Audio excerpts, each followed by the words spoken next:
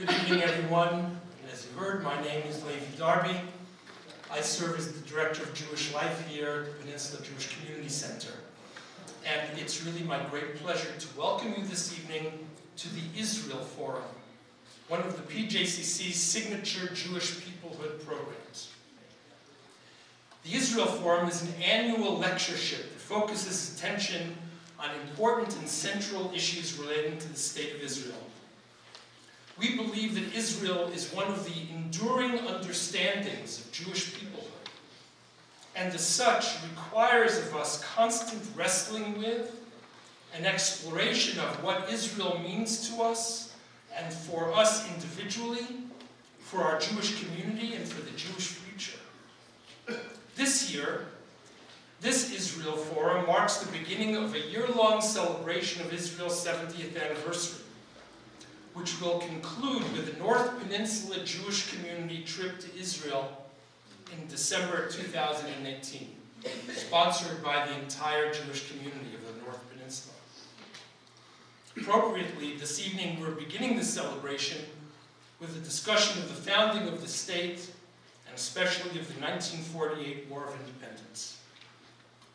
Our celebration of Israel's 70th anniversary will continue in January with Dr. Yehuda Kurtzer, who's president of the Shalom Hartman Institute of North America. He will be our community scholar in residence from January the 18th through the 24th.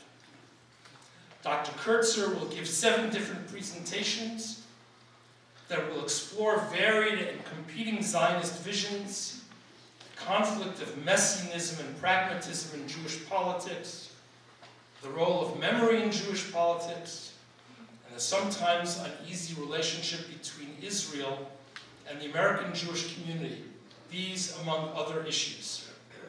For those of you who may remember Daniel Hartman's fabulous lecture series here a couple of years ago, I believe you will find Dr. Kurtzer equally provocative and thought-provoking. So please plan to engage in learning with Dr. Kurtzer from January the 18th through the 24th. On your seats as you sat down, you found a sacred document. It's our program survey. We ask people to fill out surveys after each one of our programs so that we can learn what we're doing well and what we could do better. So your feedback is really desired and greatly important. It's important not only to us, but also to the Koret Foundation and the Toby Foundation for Jewish Life and Culture that fund our peoplehood programs. So please, when you have a moment, and after the program, and before you leave, please fill them out. There are pencils available if you don't have writing implements. It'll only take 3 or 4 minutes. Please fill them out. Return them to the table outside in the lobby. And I will thank you now for your help and your cooperation. So now it's my distinct pleasure to introduce our speaker for this evening. Benny Morris is professor in Middle East Study in the Middle East Studies Department of Ben Gurion University in the Negev, and since 2015 has been visiting professor of Israel Studies at Georgetown University. One of Israel's preeminent historians, his academic work is focused on examining the Zionist narrative and the establishment of the state. Professor Morris was a journalist at the Jerusalem Post and has written articles in both the Israeli press and in publications worldwide. He's published 10 books, including The Birth of the Palestinian Refugee Problem, 1947 to 1949, and 1948, the First Arab-Israeli War. It's such a pleasure to have Professor Morris with us. Please welcome him.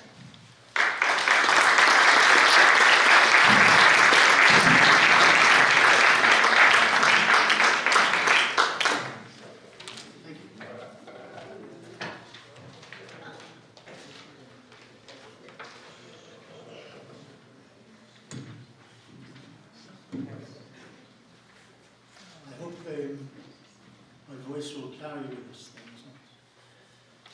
centered. Okay, I'm going to talk about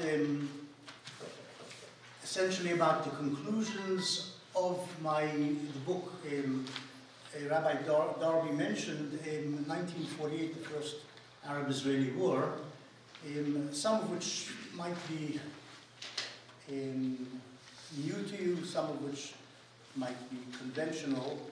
The 1948 war was the most important of Israel's wars with the Arabs.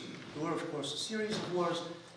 People often talk about 1967, which resulted in the occupation of the West Bank and the Gaza Strip. But 1948 is really the most important of the wars, historically speaking. It reconfigured the Middle East, planted a Jewish state in the center of the Arab and the Muslim worlds, and in fact divided these worlds, the Arab world and the Muslim world, in two, with an eastern and western half, cut off in terms of a land bridge by the State of Israel, which has been since then a standing affront to the Arab and Muslim worlds, which many Israelis don't understand, this business of severing the Arab and Muslim worlds. It was the culmination, the war, of several decades of Arab resistance, local Arab resistance by the Arabs of Palestine to the influx of Jews, Jewish Zionist immigrants. There were bouts of hostilities, violence against the incoming Jews, 1920, 21, 29, 36, 39, and it all culminated during the mandate, towards the end of the British mandate.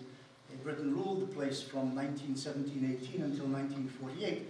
It culminated in the onslaught, essentially, against the State of Israel, or the Jewish community in Palestine, which became the State of Israel midway in the war. The thing which triggered the war, without doubt, was the UN partition resolution of the 29th of November 47, which proposed the international community, as expressed through the General Assembly, proposed a partition of Palestine into Jewish and Arab states. The Arabs rejected the partition resolution, the partition idea, and went to war. First the Arabs of Palestine, and then the Arab states against the Jewish community, and then what it became the State of Israel on the 14th of May 1948. The war was a strange war, the 48 war. It consisted of two parts, more or less equal in terms of chronology. A civil war between November 1947, when the Palestinians began to shoot at, Palestinian Arabs began to shoot at the Jews in Palestine, at the Jewish traffic, sniping in the cities and so on. And that civil war ended in mid-May, by which time the Palestinian militias and essentially Palestinian society had been crushed by the Yishuv's armed forces, mainly, of course, the Haganah, which became the IDF on the 1st of June 1948. That was the first half of the war. A civil war. It was an unusual civil war in that it was conducted between two communities, which, in a country which was actually ruled by a third country, which was, of course, Britain. But that's what happened. Then the second part of the war began. The State of Israel was declared on the 14th of May. On the 15th of May, Arab armies invaded Palestine, some of them attacking the State of Israel. And it was a war then from May until January 1949 between this newborn state and the Arab states which had attacked it, a conventional war between states. So these are the two parts of the 1948 war. The war actually ended, if you like, formally. The hostilities ended in the beginning of January 1949, and the war itself formally ended with the signing of 4 armistice agreements between each of Israel's neighbors and the State of Israel, the last of which was signed in July by Syria and Israel, July 49. But that was the formal end, but the hostilities ended in the beginning of 49. Now, for the past 30-odd years, I've been on and off researching the war. And as was mentioned here, I did write books, a number of books, on the birth of the Palestinian refugee problem and other aspects of the Israeli-Arab conflict over these years. And in 2008, I decided to write a sort of a summary of the whole war, taking in the problem of the Palestinian refugees, but other subjects as well, the military side, the political, international ramifications, and so on. And I published that book called 1948. And what I'm going to give you here now are some conclusions which I reached in that study. The first conclusion relates to the nature of the war. Conventionally, the war has been seen by historians, chroniclers from both sides, politicians, as a political, territorial struggle between two national groups, two national movements, the Palestinian Arab national movement and the Jewish national movement, Zionism, and the Arab states around and the state of Israel. But these are wars between national groups or states. That's how it was seen, over territory. Now, as a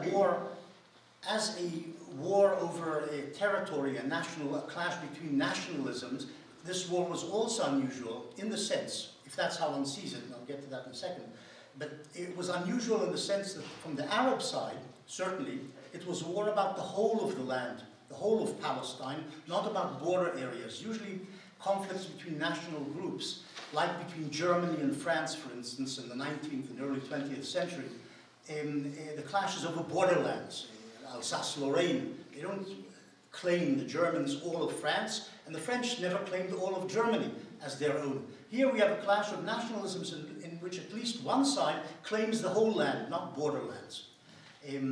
Zionism, to a lesser extent, Zionism traditionally did claim all of Palestine, but stopped, in a sense, claiming it in 1937-38, and made do, or agreed, or acquiesced in the idea of partition. They would get, the Zionists, the Jews would have some of it, and the Arabs would have some of it. Reluctantly, the Jews didn't like that, but they sort of caved into the diktats of history. But from the Arab side, the war was over the whole land of Israel. So in that sense, it was an unusual political, national struggle between national groups or states. What I'm going to say now, though, is not often accepted. In fact, there's a lot of historians, when the book came out, who objected to that particular point in the book. The war was also a cultural war or a religious war. From the Arab side, it was a jihad. In other words, it also was, of course, a political national struggle between national groups, but it also had the added element of being a religious, cultural struggle of the Arab world, of the Islamic world, against this infidel polity, initially a Jewish community in Palestine, and from mid-May, a Jewish state, in a land which Islam and the Arabs called their own. There's a question, of course, what makes a war a religious war, a jihad? Is it if the leaders declare, who say start the war, declare this is a religious war, or if the clergy of a certain state or the Arab societies around say this is a religious war, does that make it a religious war? Or is it if the whole population thinks that they're engaged in a religious war? Is that what makes it a religious war? Well, in point of fact, in relation to the war in Palestine of 1947-49, we have the clergy, certainly in Egypt, but probably in other Arab states. This hasn't been studied thoroughly, not by myself either, but the clergy in the Arab states regarded the war and helped to launch the war, and prodded the leaderships to launch the war as a religious war. And the sensibility, the understanding of the war by the populace, even though it's not a democracy, there weren't opinion polls, there were no elections, we don't know exactly what the populace in the Arab states around, even in Palestine, thought the war was in terms of what sort of war is it, what nature, but we do know that there's a lot of impressionistic evidence that they believed, a lot of the population, if not all the population, believed in Palestine and outside that this was a religious war, as well perhaps as being a political war. And I'll just give you one or two examples to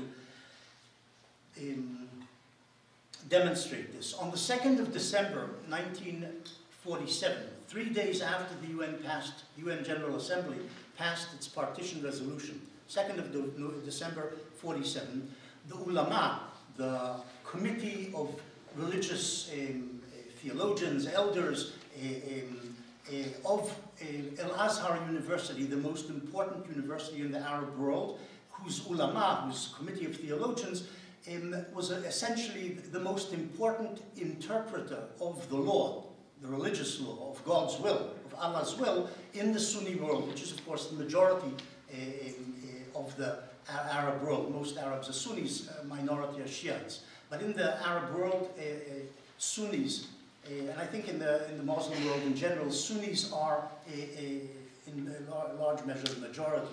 And they look to the rulings in terms of what religion demands and requires. They look to the ulama of Al-Azhar as the determiner. Like, there's no pope in Islam, but this is as close as you can get in terms of how the law, the religious desire of the Allah is interpreted. This ulama, on the 2nd of December 1947, issued a fatwa, a religious ruling, calling for the Muslims of the world to unite and attack in jihad the Jewish community in Palestine, which was then on its way towards statehood. They called on all Muslims to contribute, to come and fight if they can, if not to send money, but to fight against this alien presence in the midst of the Islamic world. Interestingly, this fatwa was reissued by the ulama of Al-Azhar in April, towards the end of April 1948, just as Egypt was gearing up to invade, among the other Arab countries, gearing up to invade Palestine in mid-May. So they issued it, in fact, to sort of prod the king of Egypt, Farouk, and the government, that this is the popular will, that this is God's will, you must participate in the invasion in 2 weeks' time, which is exactly what happened. And they reissued this fatwa a third time, if anybody managed to forget by that time, in December 1948, by which time the Egyptians and the Arab states had already lost the war against Israel. But they reissued it again, saying essentially, we reissue this because this is what God wants. Even if we lost this round, there will be further rounds, and this is the religious background, the religious command, which will underwrite whatever war, the Newbound, which is launched. A woman called Matiel Muranam, who was a Christian Lebanese woman who had married a Palestinian Arab, an Arab in Palestine, in East Jerusalem, and moved from Lebanon to Palestine, and headed the committee, it was called the Palestine Women's Organization. It was probably a very small a group of women, but it was affiliated to the Arab Higher Committee, which was the ruling body of the Palestine Arab National Movement. The committee headed by Haj Amin al-Husseini, the head of the Palestine Arab National Movement. So this Arab Higher Committee had this women's organization at its side, a sort of subsidiary organization, and it had this Christian woman from Lebanon heading it in Palestine, in Jerusalem. She was interviewed in January 1948, and she said the following in this interview. This is 2 months into the civil war part of the 48 war, January 48. The UN decision has united all Arabs as they have never been united before, not even against the Crusaders. A Jewish state has no chance to survive now that the holy war has been declared. All the Jews will eventually be massacred. This is a Christian woman talking about the atmosphere in which she lived in Palestine among the Arabs of Palestine, and this is how she sensed the meaning of the war. This was the nature of the war in her eyes. In August 48, after the Palestinians had essentially lost the civil war, in August 1948, one of the members of the Arab Higher Committee, Emil Ruri, was interviewed in I think it was the London Daily Telegraph, and he said the following: "We must inculcate in the heart of every Arab hatred of the Jews, and we must renew the jihad against Israel." He also, incidentally, was a Christian, Emil Ruri. And following the 15th May invasion, the Saudi regime from Riyadh organized jihadi festivals, that's what they were called, in order to mobilize volunteers from Saudi Arabia to go and fight in Palestine. According to a British diplomat, something like 200,000 Saudis were ready to perform jihad. This is nonsense, of course, and very few Saudis actually participated. There were some small groups of volunteers who did arrive, but of course 200,000 is a ridiculous number, but he did say that he reported this from Saudi Arabia.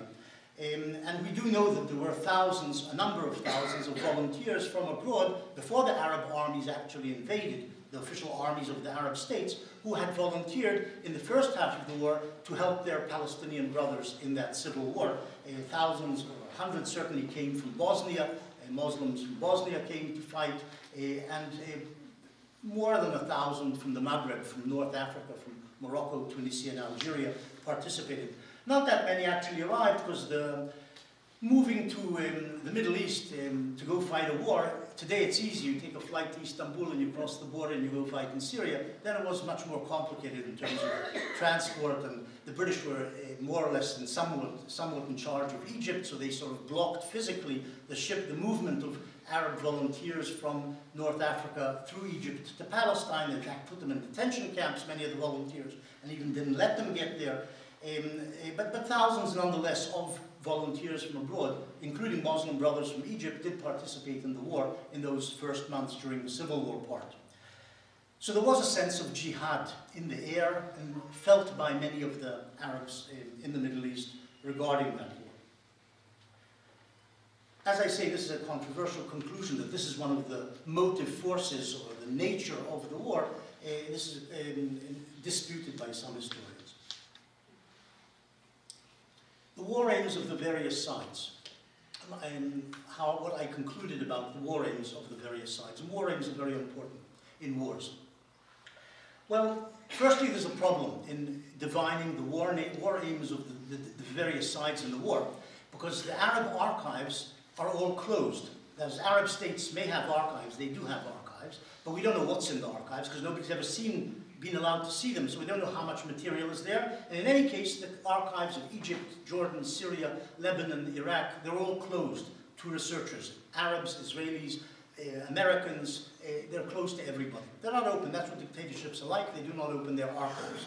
So it's a problem working out what exactly were the war aims of the Arab states, because we don't have the protocols of the cabinet meetings, what Farouk ordered his cabinet to do, what the cabinet ordered the generals to do, what the generals ordered the battalion commanders to do. We don't have any of this written material.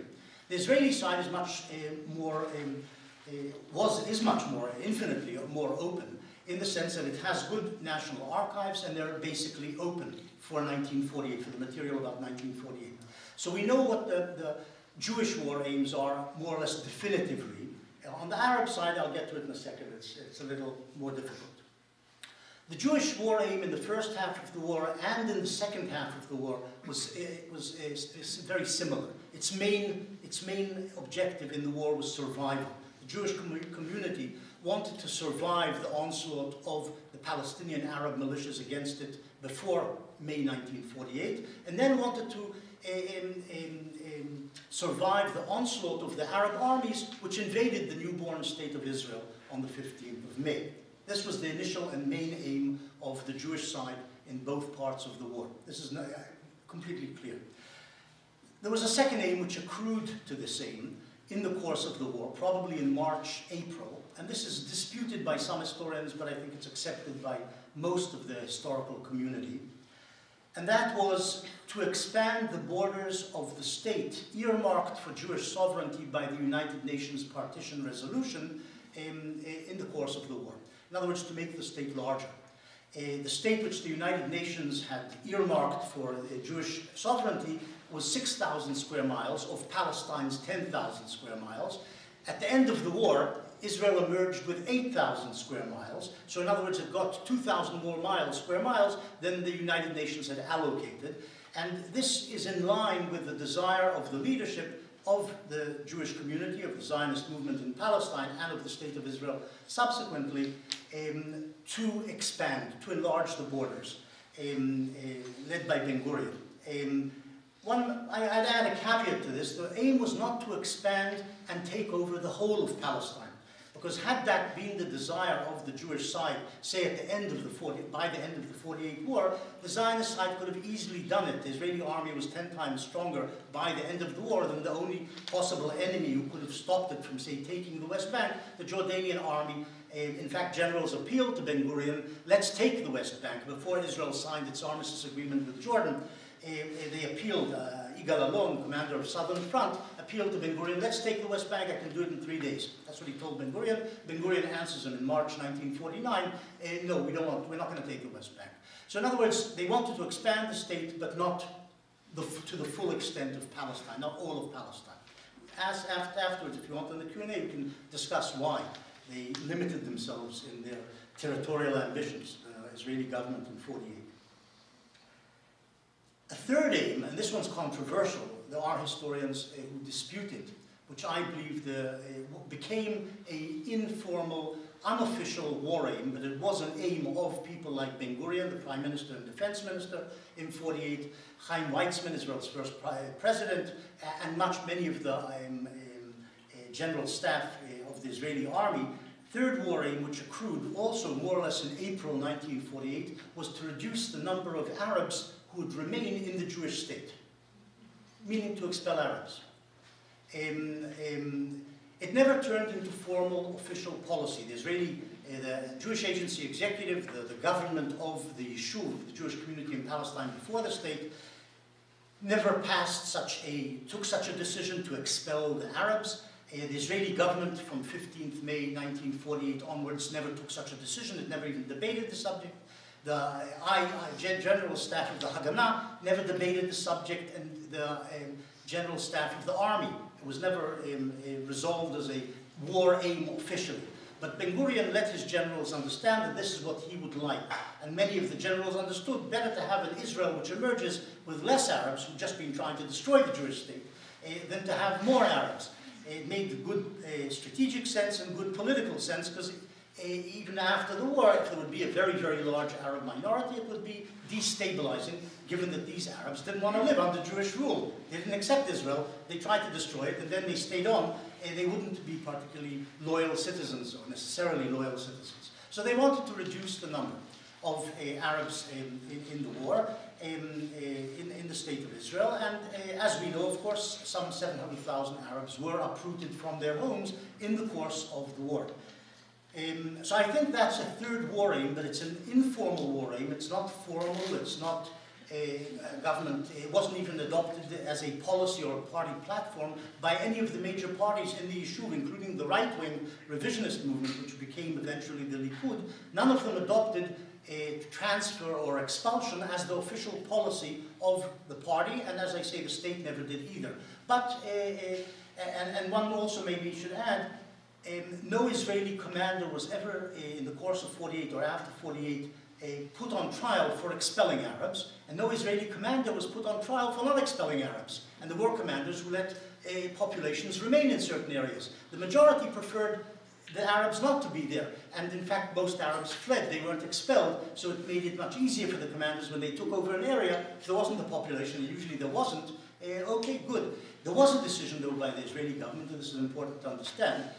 From June 1948, the Israeli cabinet did decide, and this was formal official policy, reiterated in a number of meetings of the Israeli cabinet in August and September, not to allow a refugee return. Not to allow refugees to return. In other words, from June, when about 350,000 Arabs had already been uprooted, and another 300,000 or 400,000 were still to be uprooted, from June 48, the government told the army not to allow refugees to cross the lines back to their homes and lands. This was Israeli policy. But there was no official policy to expel the Arabs. A third conclusion of the book was, and it's usually not put this way by historians, was that the war created three refugee problems. Not one Palestinian refugee problem, but three refugee problems. The first refugee problem was the uprooting from their homes of 70,000 of Palestine's Jews in areas which were conquered by Arab armies when they invaded, or kibbutzim, which sent away their women and children to the interior, to Tel Aviv or Haifa, so as not to be in harm's way along the front lines.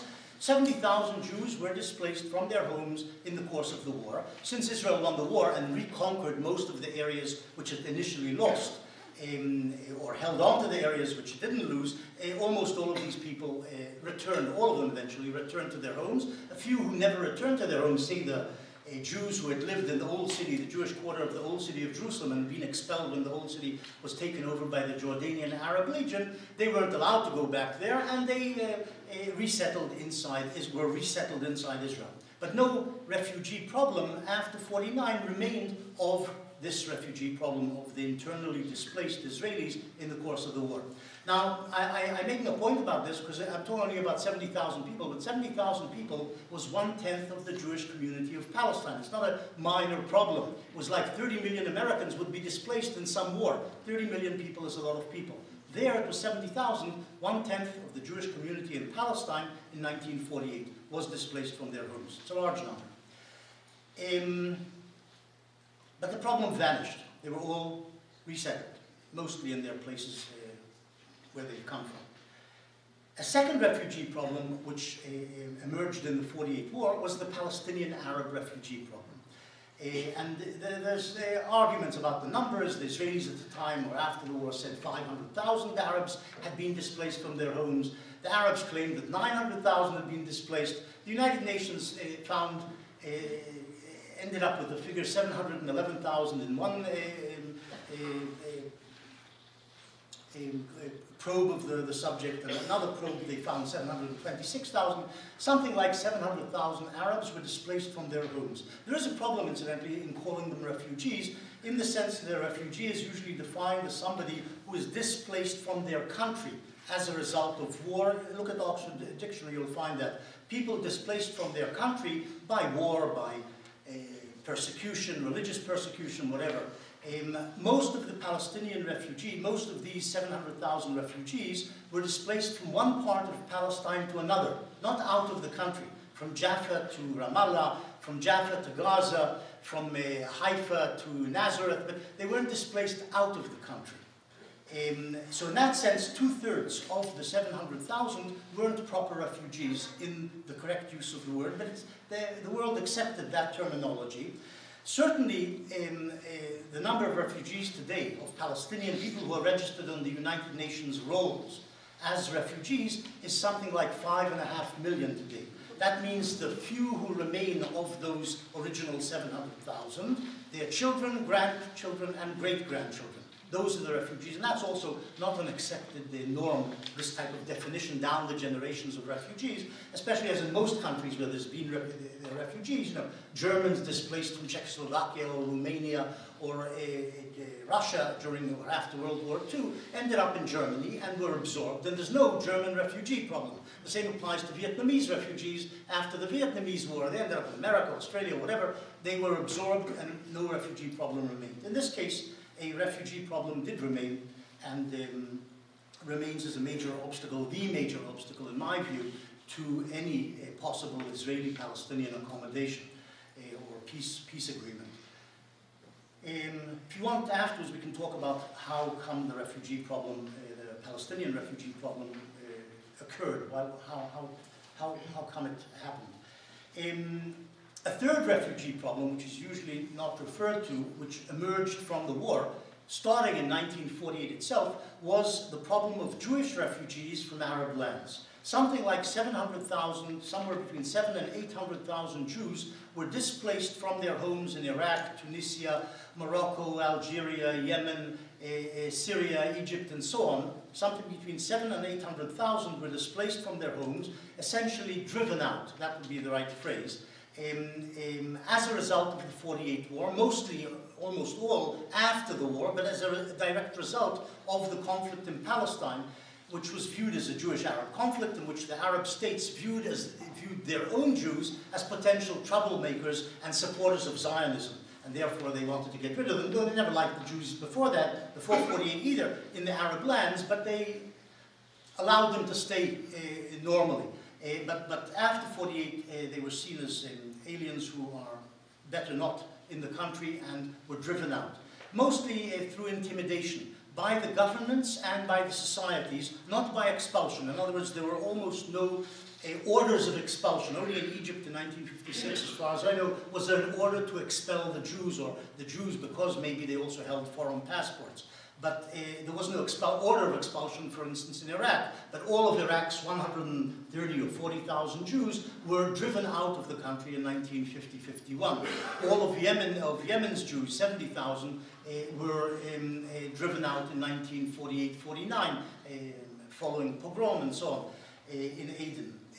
And the same applied in the other countries. They were sort of driven out by a mixture of government pressure and the society, the Arabs among whom they lived. One has to add to that, to be completely fair, there was also a pull factor, not just a push factor. The Arabs also, the Jews in Arab lands, I was going to say Arab Jews, some people call them that, but the Jews in Arab lands were also pulled by Israel. Israel wanted more Jews in the country. The manpower pool in Europe had died in the Holocaust, so they needed more Jews to fill the country, so Israel tried to pull them to Palestine as well. So there was a push factor and a pull factor, creating that refugee problem, but it was a major refugee problem. And it took years for Israel to absorb them. Israel was a poor country. Within 3 years of its founding, incidentally, it absorbed a number equal to its own population. 700,000 Jews were absorbed in Israel by the 700,000 Jews who lived in Israel within 3 years. Many of them, as I say, from Tunisia, from Yemen, Iraq, and so on. By 1964, almost all the Arab Jewish communities had vanished.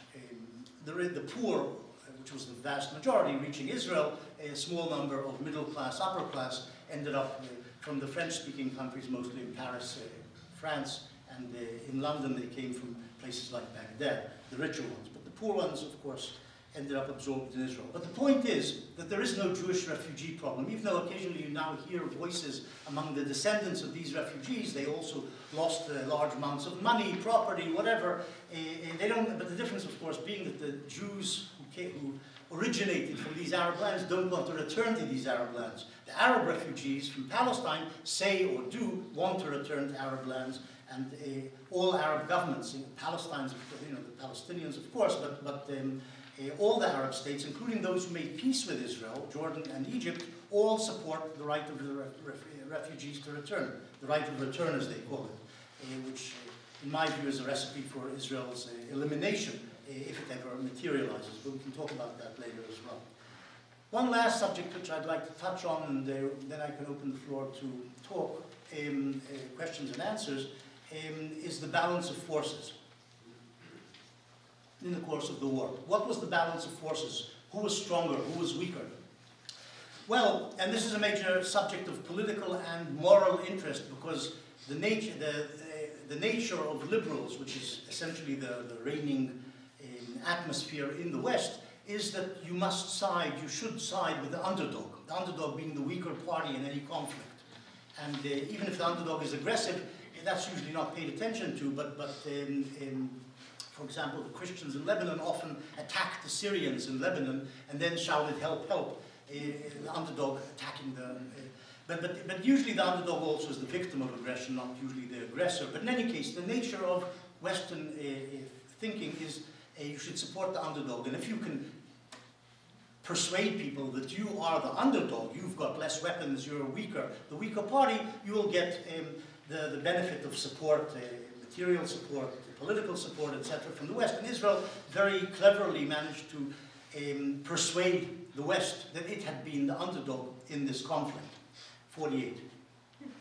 And when you look at the map, it's easy, of course, to project that view, because when you look at the map, the Arab world stretching from the Atlantic to the Persian Gulf, tens of millions of population. Today it's hundreds of millions, then it was tens of millions of people. And the Jews, only 630,000 in Palestine on the eve of the UN decision. By the end of the war, there's 700,000. But 630,000 Jews live in Palestine in 1947, as opposed to 1.3 million Arabs who live in Palestine in 1947, as opposed to tens of millions of Arabs around who are supporting the Palestinian Arabs and then themselves go to war against Israel. When you look at that map, Israel is, of course, the underdog, and remains, incidentally, in my view, to this day, the underdog, even if it has atomic weapons and a very powerful army, etc., etc. It's still the underdog, historically speaking, in terms of the wider view. But in a more narrow perspective of what actually happened in the 48 war, the stronger side won the war, which was Israel, not the Palestinians and not the Arab states. Israel was the stronger side in the 48 war. in the narrow view of who participated in the war and what they invested in the war. By the end of the war, even in terms of manpower, throughout the war, even in terms of manpower, the Jews fielded more troops before 15th of May and after 15th of May than the Palestinian militiamen or the Arab states. The irregular armies, the Jews fielded more troops. By the end of the war, the Israeli army has 110,000 soldiers under arms, 110,000 of a population of 700,000, and the Arab armies combined in the Palestine front are 60,000 troops, half the number almost. So Israel has more troops, but that's not really the secret of why Israel won. And it depends on what makes the strength, what makes for the strength of a society or state in a war, and what makes for its weaknesses. What is the component of strength? One of it is, of course, troops fielded in the battles or in the general theater of operations. Another component is motivation. Which side is motivated more strongly? And here the Israelis had a great edge, if you like, benefiting from the Holocaust.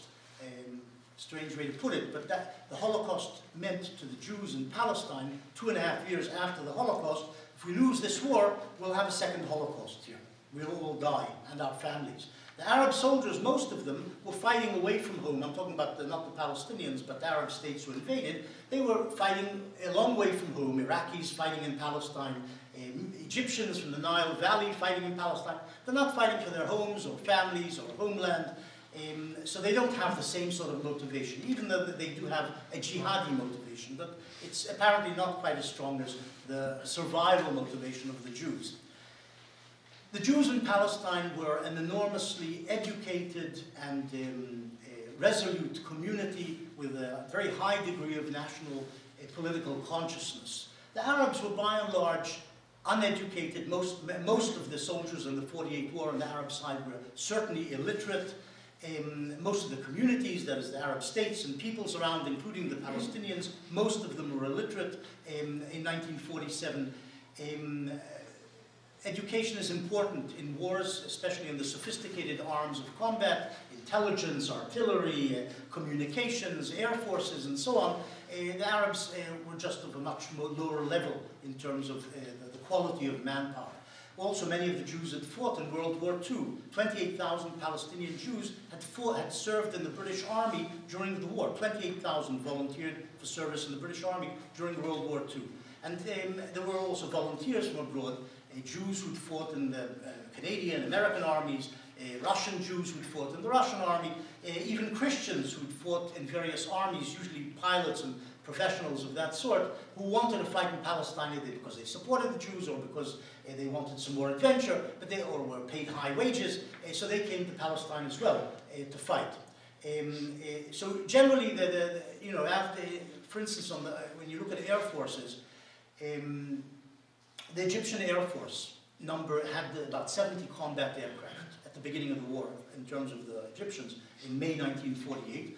The Israelis at the beginning of the war, the conventional war, had no combat aircraft at all. The first combat aircraft arrived in the cargo holds of transport planes in the middle of May, after the British left, and were reassembled by Czech technicians in Lydda in Israel. And the first flight of Israeli combat aircraft was on the 28th of May, when the first 4 were able to go up.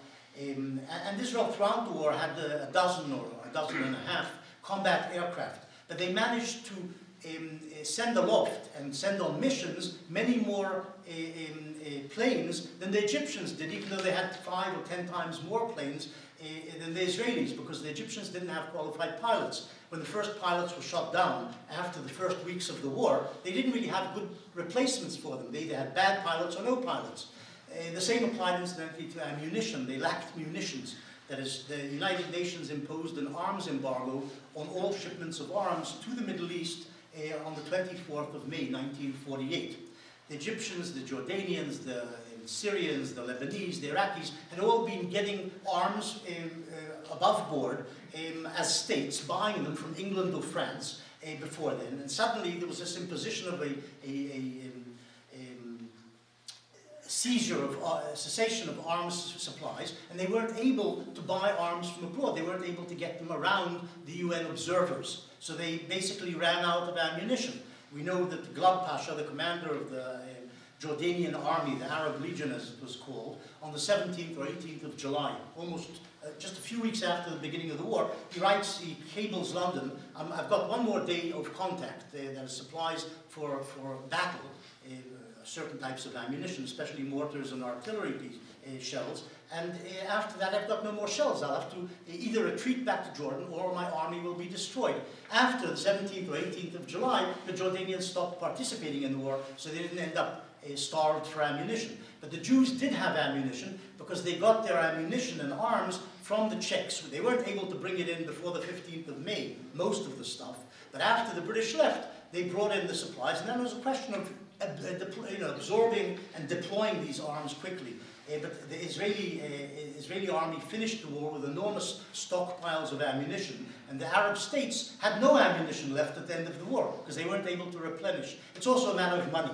American Jewry supplied the Yishuv, the state of Israel, with $130 million during the war, with which they were able to finance the war. The petrol, the munitions, the armaments, etc. The Arab states, the confrontation states as they were called, were very poor. And the richer Arab states like Saudi Arabia, they weren't very rich then like today, weren't very generous towards the confrontation states. So they were really very poor, and they didn't know how to ship arms from abroad, and they weren't able to buy them because they lacked the money. So on a number of different levels, the Yishuv, even though it numbered 630,000 people, had great advantages. They also had advantages of internal lines of communication and much better command structure. The Arabs, including the Palestinians, lacked lots of major criteria of strength, which is why they lost the war. Okay, I'll leave it at that. Please, the floor is open to questions. And if there aren't any, we can all wrap it up.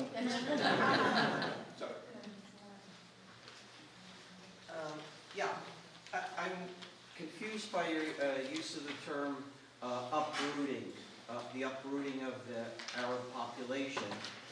If there was no official policy by Ben Gurion or the leaders of the country to expel the Arab peoples, and the Arab peoples fled, whatever it was, using the word uprooting to me implies they were driven out, to be uprooted. But you used the word uprooting, and you didn't really, and you were saying the opposite. You were saying that they weren't being driven out, they weren't being, or maybe you didn't say they weren't being driven out, but you said they weren't expelled, and that wasn't the policy. Yet you continuously use the word uprooted, so it's confusing. Okay. I deliberately don't use the word expelled because some of the Arabs were expelled.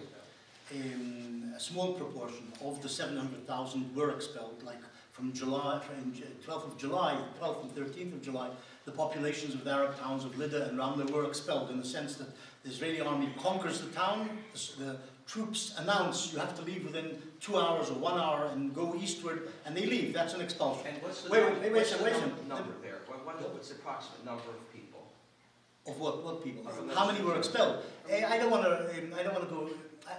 A lot of people who supposedly were expelled left for other reasons as well, not just the expulsion. The people in Lida and Ramle, for example, had been ready to leave in some way, by bombings, by shelling, by the battle in which they lost the town. It wasn't just the expulsion order which sent them on the roads.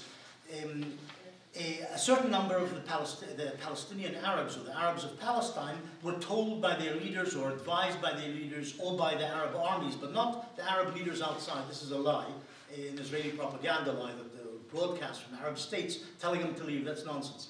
But there were local leaders, like in Haifa on the 22nd of April 1948, who told the population, the Arabs of Haifa, to leave, and they left, partly for that reason, but not necessarily only for that reason. Because they also had just suffered defeat. They felt threatened by Israeli rule. They didn't want to live under Israeli rule. So they left, not just because their leaders told them to leave or advised them to leave in Haifa. The vast majority, though, fled in the face of battle. And they were uprooted in the sense that the flight occurs as a result of Israeli attack or threatened Israeli attack or fear of Israeli attack. When shells are about to fall on you, or shells actually fall on you, you prefer to move out of harm's way. That's what people normally do. And that's why they left. But I think the general word driven out is more or less correct in saying the Palestinian Arabs were driven out. They weren't expelled, they were driven out.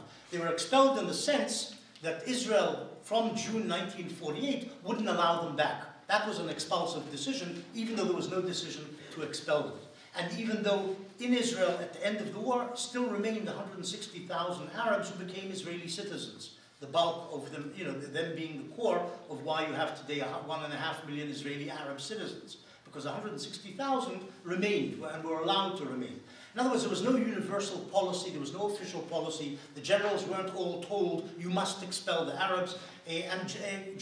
Generals, colonels, majors did what they liked. And most of them preferred that there'd be less Arabs, and they were lucky they didn't have to expel them, because most simply fled.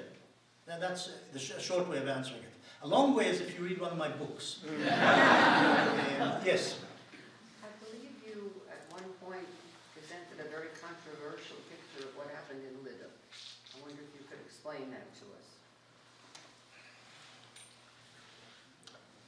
Lydda was a subject which was brushed under the carpet by Israeli official historians and Israeli propaganda. The first history of the Israeli-Arab War was written by the IDF history branch, which was headed by a man called Nathaniel Lorch, and it's called The Edge of the Sword, the history of the Israeli-Arab War, published in 1959-58. And there he says the Israeli army, he devoted 2 sentences to it. The Israeli army conquered Lydda, and the population asked to leave, and we graciously allowed them to leave. Now this is all a lie. What happened was the Israeli army conquered Lydda, and then there was fighting inside Lydda. There was 2 Jordanian armored cars ventured into the town. There was shooting between the Israeli troops who just occupied the center of town and the Jordanian armored cars. Some of the population heard the shooting. Maybe they thought the Israelis are massacring, or maybe they thought the Arab armies are arriving and to liberate the town from Israeli control. So they pulled their guns from under their beds and started sniping at the Israeli troops from the windows. And the Israeli army put down this, what they called later a rebellion, by the local townspeople, killed approximately, according to IDF documents, killed approximately 250 of the townspeople, which probably included some shooters and mostly many civilians.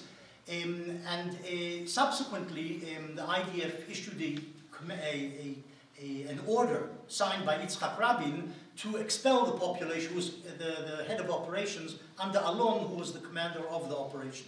The operation was called Operation Dani. Yitzhak Rabin was his deputy chief of operations in this operation, and he wrote the orders, expel the population of Lydda, man, woman, and child. A similar order went out to Ramle, and they went. After this, what I call a massacre.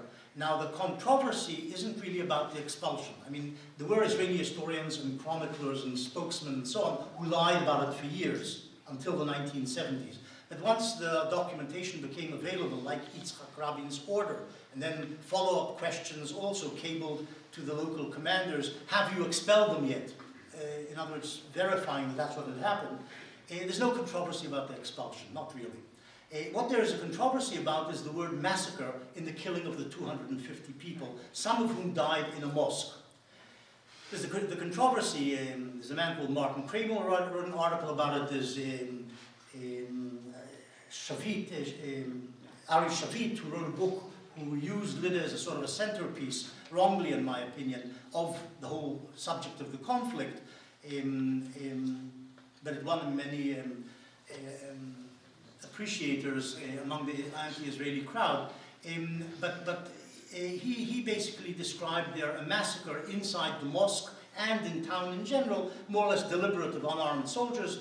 Martin Kramer said actually they were armed, and some of them threw grenades at the Israeli troops, provoking the rocket attack on the mosque, in which some of the 250 died. So there's an argument about the nitty-gritty, the details of what exactly happened at the mosque, and whether really there was a massacre or just 300 or 400 Israeli troops in the middle of a town which hadn't formally surrendered yet. It was inhabited by 20,000 Arabs. They start shooting. As I said, the sniping suddenly begins, and these 300-400 Israelis feel embattled and surrounded and start shooting anything that moves. So it's a question, you know, this is what happens in wars. That's what wars are like, in built-up areas.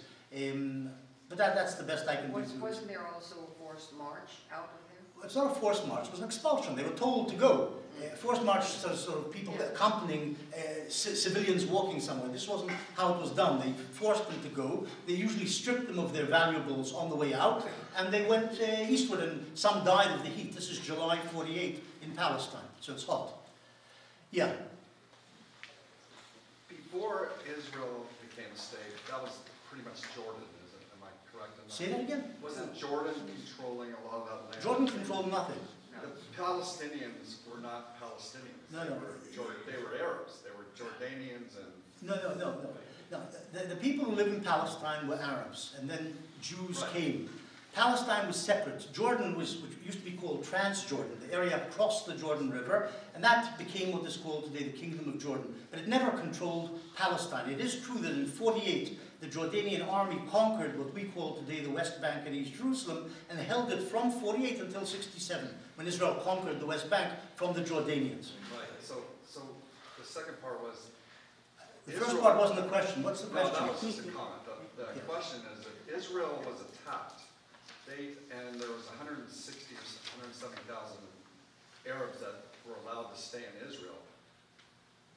I just don't understand how they can be called refugees, the ones that are in Gaza and the West Bank, because the other Arab countries... well, I said there's a problem with that. The other Arab countries didn't allow them in. No, they did allow them in, but they didn't give them some... The Lebanese didn't give the Palestinian refugees who reached Lebanon, which was almost 100,000 Palestinians, they didn't give them citizenship. And to this day, they don't even have the right to work. They don't have work permits, most of them.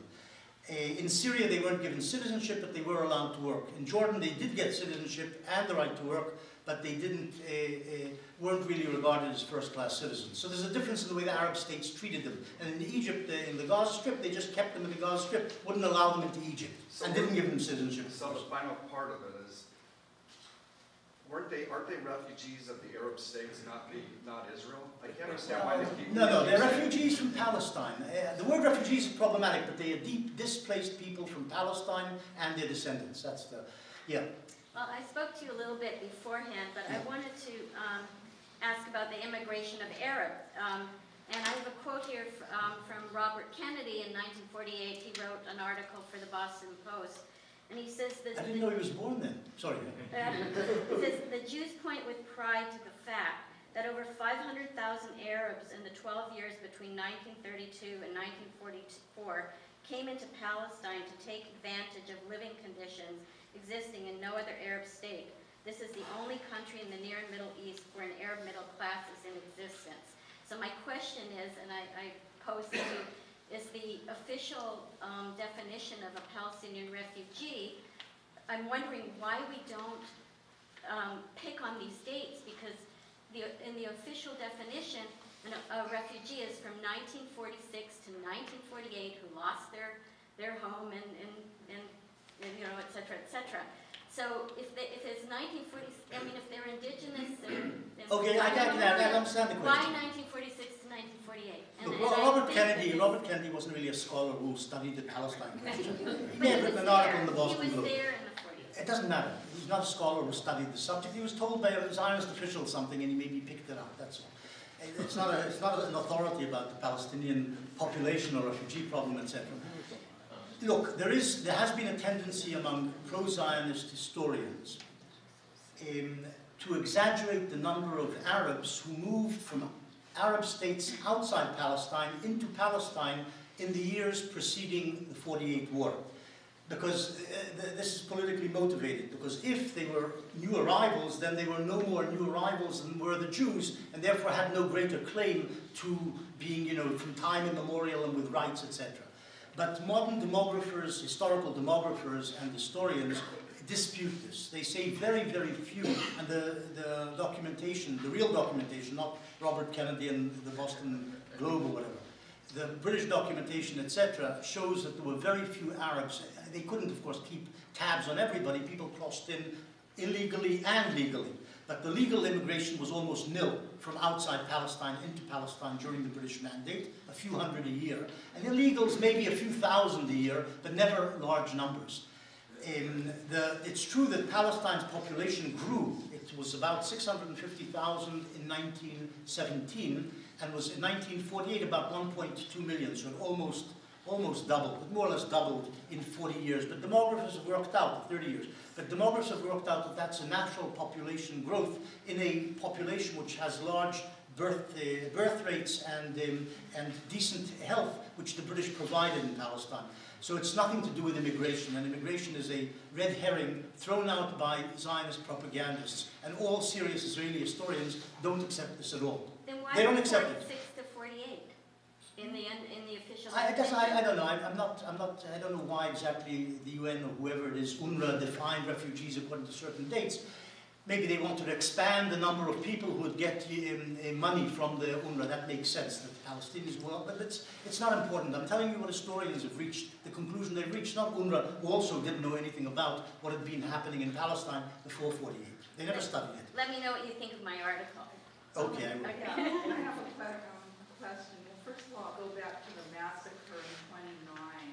And when I met an elderly person in Jerusalem, they said they were a child then, and they said it was the massacre was by Arabs of Jews. So Yes. the word Palestinian. Yeah, Hebron, yeah. Yeah. Nobody's arguing. Okay, so here's my question. I was talking about Lydia in 48, not Hebron in 29. But here's my question. Different subject. I would like you to comment on the theory that the Palestinians are a made-up people, that basically they're Arabs, and that the Mufti of Jerusalem in the 40s, before Israel became a state, created this people, and Arafat was a cousin, a young cousin, and went from there. I just am curious what your thought is on that. Okay. And I'm not saying I agree with that at all. I'm just saying it's been put out. Okay. There was a French historian called Ernst Renan who once defined a nation as a group of people who hate their neighbors and lie about their past. And this is probably true about most people. In the case of the Palestinians, most historians believe that the Palestinians began to become a separate people, separate from the other Arab peoples in Syria and Jordan and Lebanon and so on, in the 1920s. And what does that mean? It means a thin layer of intellectuals and upper-class Palestinians, most were very poor and illiterate, gradually took upon themselves the idea of separateness, mainly because the British controlled Palestine and Syria was controlled from July 1920 by France. Before 1920, most Arabs in Palestine defined themselves as southern Syrians, or in fact I'd say it a bit differently. Most defined themselves as Haifaites, Jaffaites, Jerusalemites, and they had a clan definition for who they were, and they said we belong to the Ottoman Empire, we're Ottoman subjects. They didn't define themselves as Palestinians. They defined themselves as southern Syrians because Palestine was always regarded in the 400 years of Ottoman rule as part of Bilad al-Sham, which means the northern area, which is Syria. They regarded themselves as part of Greater Syria. They were Syrians.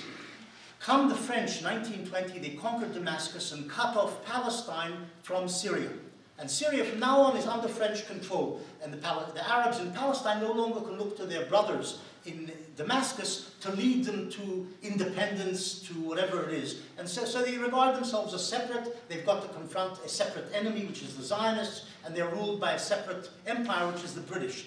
So from that point on, a thin layer of Arabs in Palestine begin to think of separate nationhood, independence, and so on, and it gradually, like a pool in which you throw water, a stone sort of ripples, and more Palestinians become nationally conscious. There's more of them in the 30s. How do we know that? Because in the first riots against the Jews in 1920, there's a certain number of participants, and in the next bout of riots in 21, and the next one in 29, and the next one in 36, there's ever greater numbers of Palestinians joining in the movement and in the clashes with the Jews. They become nationalists. So it's a gradual process.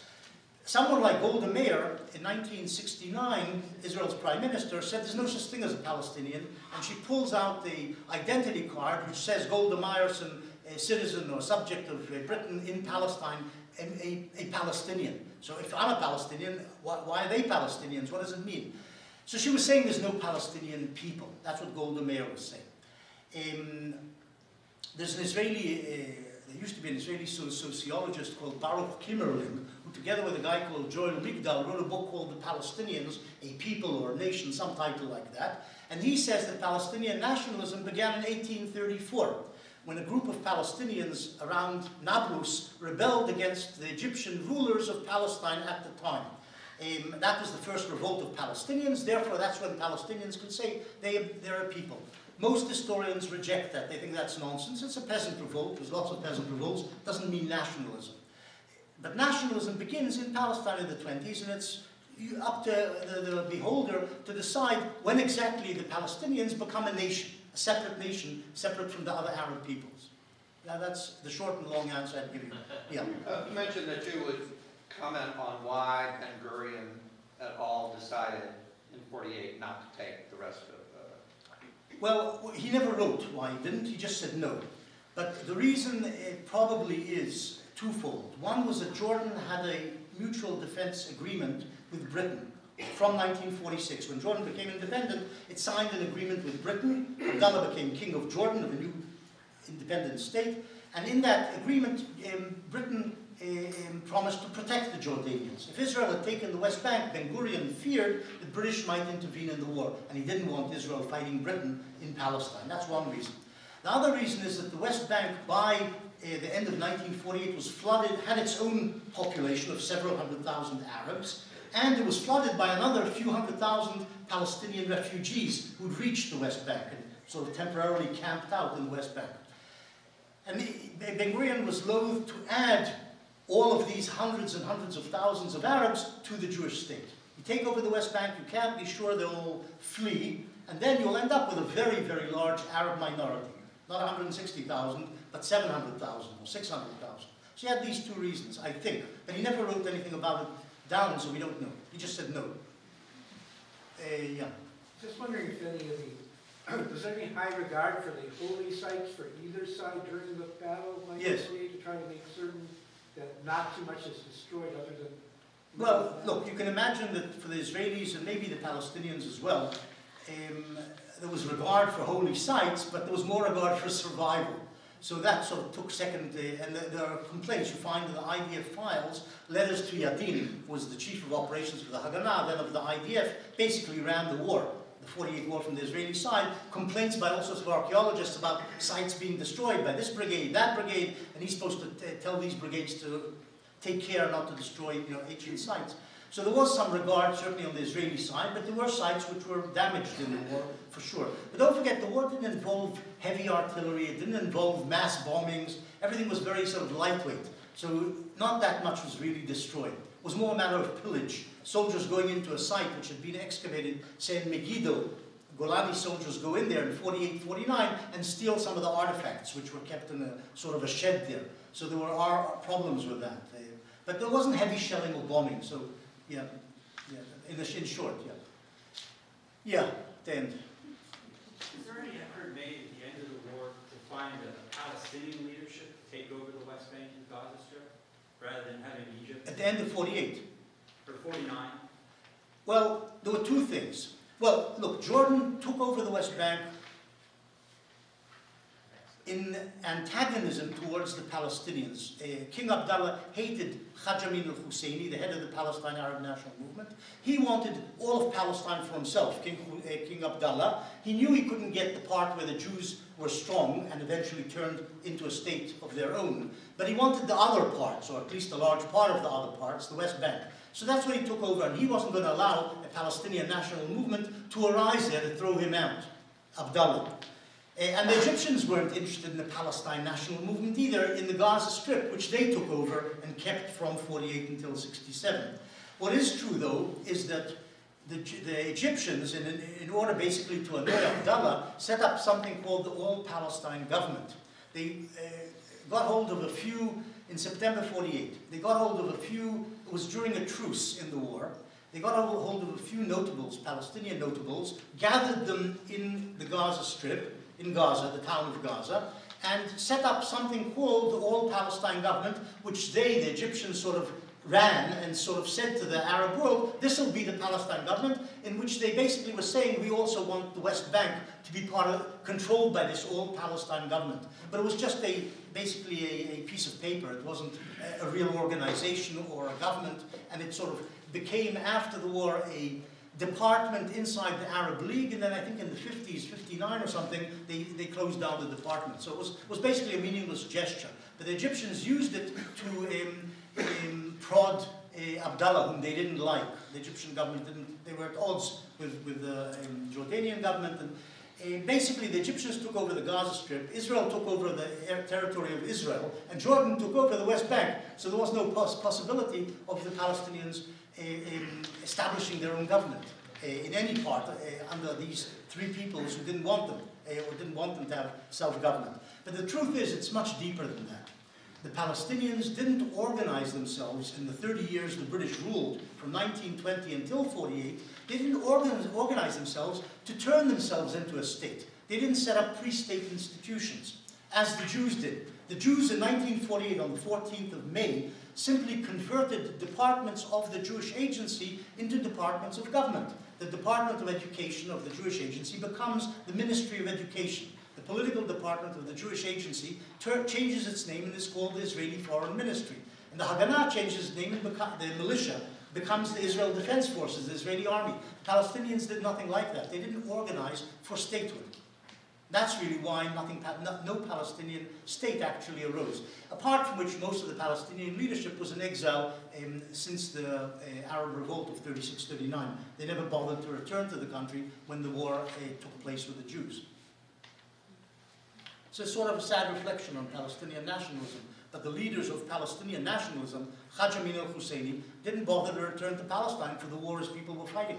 He stayed in Cairo. Yeah. So, I'm getting a kind of pejorative gloss when you refer to Zionist historians, Zionist propagandists. And propaganda is a negative word. Okay, then I'm going in the right direction.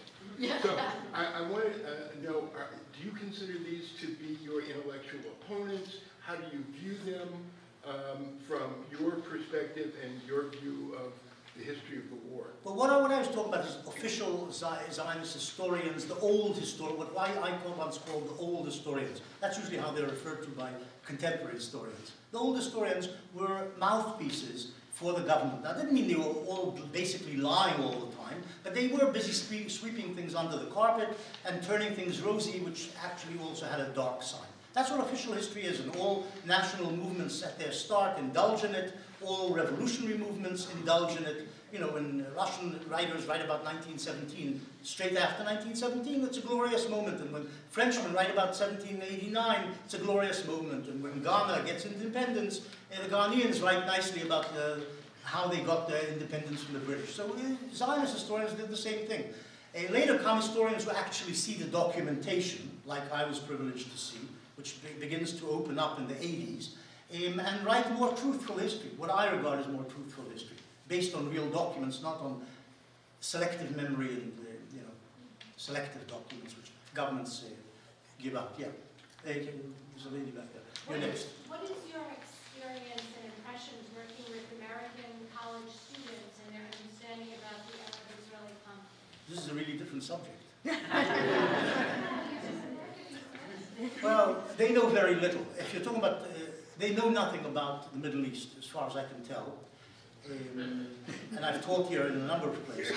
Now I've been teaching in Georgetown a few years, but they don't know, they don't come with any real knowledge. And unfortunately, the American press, television, and many of the professoriate in the universities has a slanted view of the history of the conflict. They themselves don't know much about the conflict, and they also have prejudices regarding the conflict. So they come, I think, with some prejudices, usually anti-Zionist, the average student, and very little knowledge, which is not that good. Usually prejudices should be based on something. Yeah. Maybe you can help me better understand, set the stage the last 12, 18 months before the official start of the 48 Civil War. Was it something similar to the start of the First World War, where there was an assassination, but everybody was ready to roll anyway? Or was it a slow build-up, sort of like the building up of a wave and finally breaking No, it look, look, there were decades of Arab antagonism to Zionist settlement, fear the Zionists were going to dispossess them and take control of the place. World War II stalled this. That is, everything went into abeyance for those 6 years. It was martial law. Both movements didn't do very much in terms of conflict between themselves. And then it re-arose after the war ended, and Britain was weaker after the war. There was a Zionist a mini rebellion against the British rule. The right wing of Zionism and the Haganah basically wanted them out. The right wing even killed British soldiers in a campaign of what the British called terrorism, and the Haganah also called it terrorism. But there was very little Arab-Israeli conflict, that is, conflict between Arabs and Jews in Palestine in the years 46, 47. So it wasn't a sort of an escalation. There was no escalation. What there was the trigger of the UN partition resolution. The trigger, that is, there were months of diplomatic battle over the resolution. Then there was the resolution, and the Arab states, before the resolution was passed, said if it's going to be passed, there will be war in Palestine, and basically decided to send the Palestinians arms, decided to send them if there was a UN resolution to partition Palestine. They expected the Palestinians to fight. They sent them arms, they sent them money, sent them some volunteers, and the war sort of escalated from the 30th of November when the first shots were fired. Who were the shot callers? The Arab population. I think I would say that spontaneously Arabs with arms began to shoot at Jews. I don't think it was an order from Husseini or the Arab Higher Committee, but the Arab Higher Committee encouraged it. And gradually, it was very, nobody understood that a war had begun, which is an interesting thing because everybody had been saying war, war, war if the resolution passes. But when the war began, nobody understood the war had begun. They thought it was back to the riots of 29 and 36. There was another bout of Arab rioting. And it took them about 6 weeks to actually understand, the Jews and the Arabs and the British, that really this is the war which we've all been saying is going to happen, and we're now in it. And that's partly because the Arabs didn't organize an onslaught against the Jews in Palestine. What they did was here some people fired some shots, here others threw a grenade, then the Jews retaliated in a certain place, and slowly it snowballed into a full-scale civil war. Thank you. Yeah. I thought I heard earlier that you alluded to the notion that the Jews in Palestine before the war of 48, the Jews that immigrated there primarily were immigrants from after World War II.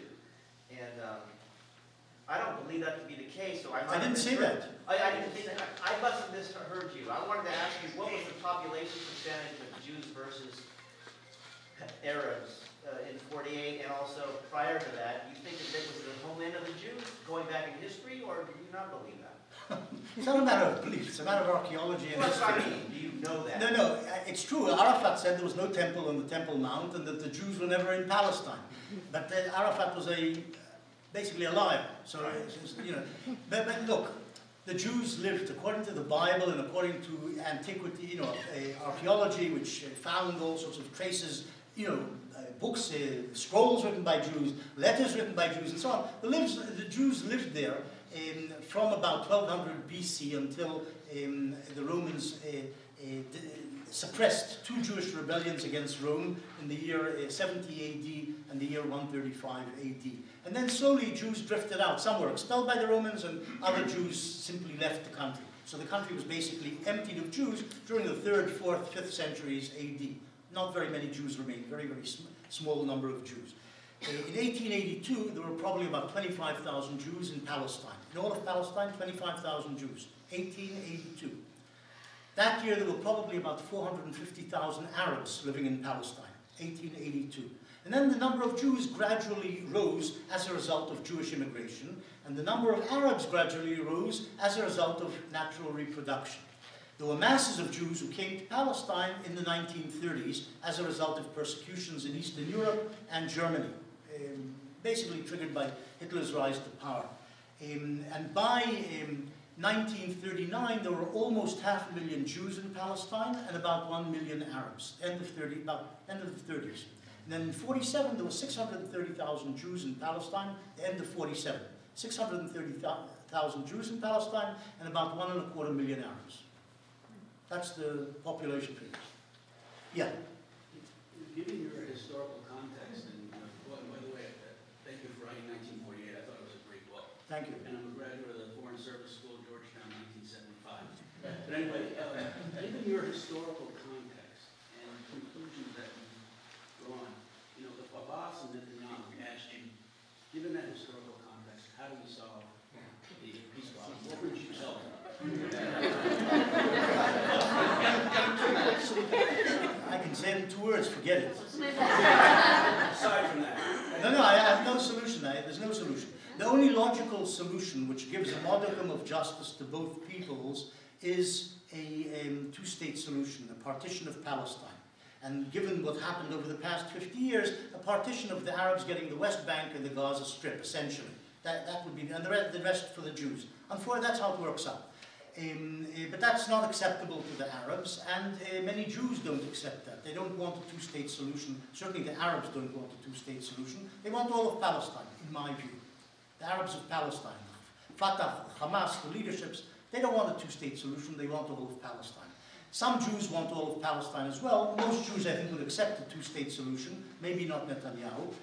But given the Arab rejectionism, it's not going to happen. One more question, if you like. Sure. No, go ahead. Maybe I'll have a comment there, and maybe a small appeal to you. And I may have spoken to you a little bit about this earlier. I'm proud to be part of a nation that opens its archives and has transparency, and it's wonderful that we can explore and find truths. And we have, historians and people that do that, and that's really great. But it's no secret that your writings in the past, maybe further past, you've sort of become the darling of Israel bashers, and they use what you write. No, I haven't become. What I write, they use for that. What you write. That's the. Yeah. What you write. Well, you too, I believe. No, they don't like me. No, that's incorrect. Okay, so what you write, that's fair enough. And I think one of the issues I do have with this is that we are still in a survival mode in Israel. And I'm a dual citizen. I serve in the IDF, so when I put on my Israeli hat, we are still in survival mode to this day, and it's very unfortunate that 70 years where we are still in survival mode. And we're still the underdogs, we're still a few million versus hundreds of millions. And I appeal to you to use your platform to expose and make commentary also on, first of all, on that fact, that it's very easy for us to find this truth and expose facts. And also to shed some light. You wrote a lot about the Palestinian refugee source of that refugee. I think what's maybe more interesting than the source is how it's perpetuated 70 years onwards. The source, to me, you only have to look at Syria, and you see people kind of go away from when the bullets start flying, as you said. Absolutely. And there's a lot of fog of war, and that's part of what you're exposing, and that's great. Use maybe this platform to also shed a big light on the Jewish refugee problem, to counter that Arab refugee problem, because the Jewish refugee problem is classic ethnic cleansing. And I talk to my Christian friends all the time and expose it, because what's happening to the Christians in the Middle East is a deja vu for me to what happened to the Jews 70 years ago, and I don't hear the Christians complaining or making any voices about this. And you have a unique platform by writing books on the source of the Arab refugee problem to really shed light on the Jewish refugee, which we don't call it a problem because, as you said, we absorbed all these people. It's a problem which It's a no problem longer which exists. doesn't No longer exist, exists. but it was a big deal, and these Jews that were expelled were indigenous people. The Baghdad, Babylon, right? On the rivers of Babylon, 25 centuries, they lived there. Millennia before Muhammad was even born, they were indigenous, just like the Christian Copts in Egypt are indigenous, way millennia before the Muslims, and it's happening all over again. They're burning their churches, expelling them, and I really appeal to you to use your unique platform of shedding a light on the Palestinian Arab plight to talk about the Jewish plight, which was a big deal, maybe no longer, and now the current Christian plight, which is a deja vu. Okay, can I just say one word? Yes. In the conclusion of my book, also in the text, but also in the conclusion, especially in the conclusion of my book 1948, which you haven't read, the history of the Arab-Israeli War,